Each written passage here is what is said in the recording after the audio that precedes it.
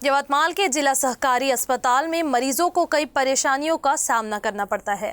मरीजों की समस्याओं पे प्रशासन का ध्यान नहीं है, जिसके चलते मरीज सेवा समिति ने अस्पताल के गेट के सामने आमरण आंदोलन शुरू किया है। सोशल मीडिया पर उठे इस मुद्दे के तहत गरीब मरीजों ने वसंतराव नाइक सरकारी अस्पताल में इलाज के लिए आने के बावजूद अस्पताल द्वारा उन्हें जरूरी जांच और दवाइयों के लिए बाहर प्राइवेट अस्पताल भेजा जा रहा है। नागरिकों की इस समस्या पर गुस्साए मरीज सेवा समिति ने अस्पताल के गेट के सामने आमरण अनशन शुरू किया है। समिति का कहना है कि उन्होंने कई बार स्थानीय प्रतिनिधियों और अस्पताल प्रशासन से इस समस्या के हल की मांग की, लेकिन नागरिकों की परेशानी पर किसी भी प्रकार की कार्रवाई नहीं की गई, जिसके चलते उन्होंने आंदोलन का रुख अपनाया है।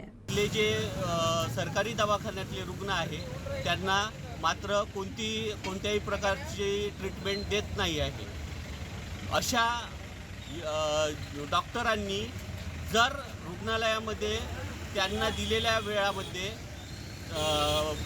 रुग्णांना जर सुविधा दिल्या नाही तर आम्ही त्यांचे बाहेरील सर्व प्रायव्हेट दवाखाने आणि त्यांच्या चालू असलेल्या प्रॅक्टिसा आम्ही बंद पाडू।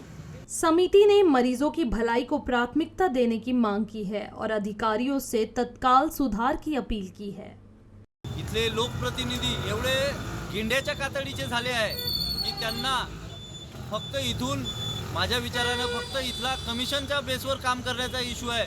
इथल्या प्रश्नाशी त्यांना काही घेणं देणं नाही। आम्ही नवयुवक संभाजी महाराज आणि भगतसिंगच्या मार्गावर चालणारे आम्ही लोक आहोत। जसे भगतसिंगनी 21 दिवस अन्नत्याग आंदोलनाचा पवित्रा त्यांच्या तेव्हाच्यासाठी वापरला होता। आम्ही सुद्धा हाच आंदोलनाचा पवित्रा पुढेही जोपर्यंत मागण्या पूर्ण होत नाही तोपर्यंत चालू ठेवू।